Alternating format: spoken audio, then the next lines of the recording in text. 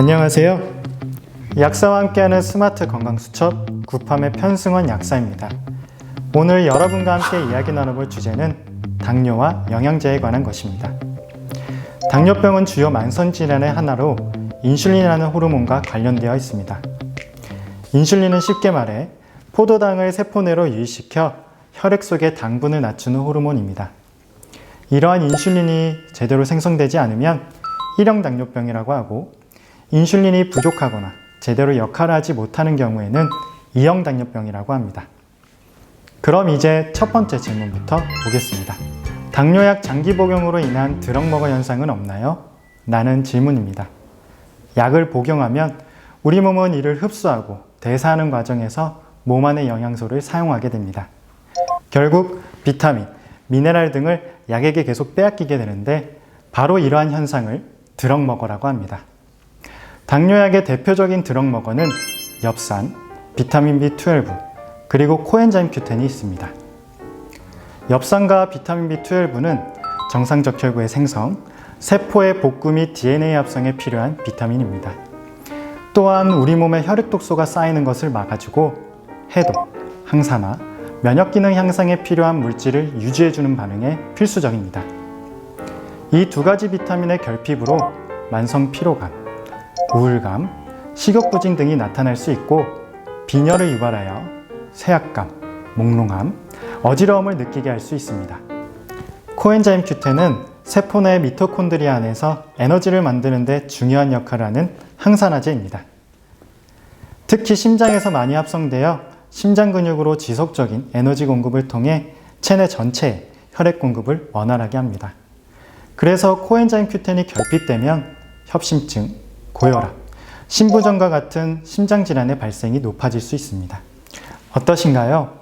드럭머거로 인하여 우리 몸에서 중요한 역할을 하는 영양소들이 소실될 수 있으니 드시는 약과 함께 드럭머거에 해당하는 영양소도 같이 챙기면서 건강을 유지하시면 좋겠습니다. 두 번째 질문입니다. 당뇨약을 오래 먹고 있는데 도움이 되는 것은 무엇이 있을까요? 라는 질문입니다. 약국에 당뇨약을 조제해 가시는 분들을 보면 혈당 조절이 잘 되지 않아 약의 용량이 점점 증가하는 분들이 많습니다. 약을 먹는데도 왜 혈당 조절이 잘 되지 않을까요? 일단 당뇨병의 원인을 알면 쉽게 접근할 수 있습니다. 단순히 탄수화물의 과도한 섭취로 인하여 인슐린 저항성이 생겨 당뇨병을 앓는 원인도 있지만, 과체중, 운동 부족, 스트레스, 유전, 과도한 염증 등 이러한 여러 가지 복합적인 원인들에 의해서도 인슐린 저항성이 생길 수 있습니다. 이러한 원인 등을 생활 속에서 제거하면서 당뇨에 도움이 되는 영양소를 같이 섭취하시면 좋을 텐데요. 제가 소개해드리고 싶은 영양소는 바로 마그네슘입니다. 미국의 한 연구에 따르면 마그네슘을 섭취하는 것이 당뇨병 발병률을 50%나 감소시킬 수 있다고 합니다.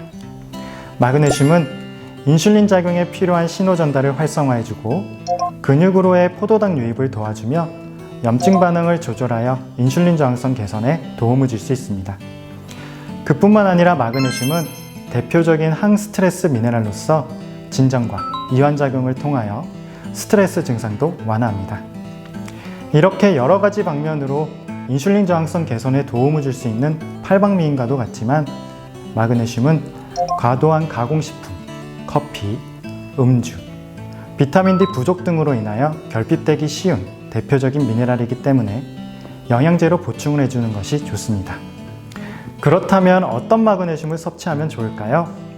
마그네슘의 종류에는 대표적으로 무기산염을 가진 산화마그네슘, 유기산 마그네슘, 아미노산과 킬레이트 형태의 마그네슘이 있습니다. 흡수율은 아미노산과 킬레이트 형태의 마그네슘, 유기산 마그네슘, 산화마그네슘 순으로 좋지만, 한 알당 마그네슘의 함량은 반대로 산화마그네슘이 높습니다. 각각의 장단점이 있기 때문에 자신에게 맞는 형태로 섭취하시면 되는데요. 빠른 흡수와 효과를 원하시고 위장장애가 있으신 분들은 유기산 마그네슘이나 킬레이트 형태의 마그네슘을 섭취하시면 되고, 높은 함량을 쉽고 경제적으로 섭취하고 싶으신 분들은 산화 마그네슘을 선택하시면 됩니다. 그뿐만 아니라 시중에 유기산 마그네슘과 산화 마그네슘이 적정 비율로 섞인 것도 있으니 이 점 참고해서 선택하시면 됩니다. 다만 하루에 마그네슘으로서 400mg 이상의 섭취를 하게 되면 설사를 유발할 수 있으니 이 점은 꼭 주의해 주세요. 마그네슘 이외에도 근육으로의 당 유입을 도와주는 코로설산, 인슐린의 작용을 강화시켜 줄 수 있는 크롬, 아연, 여주 추출물, 노팔 등이 있으므로 자신의 혈당과 드시는 당뇨약에 따라 약사님과 상담 후 선택하시면 좋겠습니다. 세 번째 질문입니다. 당뇨병에 피해야 하는 식습관은 무엇이 있을까요? 라는 질문입니다. 탄수화물 위주로 식사를 하면 혈당이 급격히 올라 인슐린 저항성이 높아질 수 있습니다. 그리고 같은 탄수화물이라고 하더라도 그 악성도는 식품에 따라 다릅니다. 악성도가 높은 대표적인 것에는 주스, 캔커피, 흰 쌀밥, 당도가 높은 과일, 정제된 밀가루와 설탕 등이 있습니다.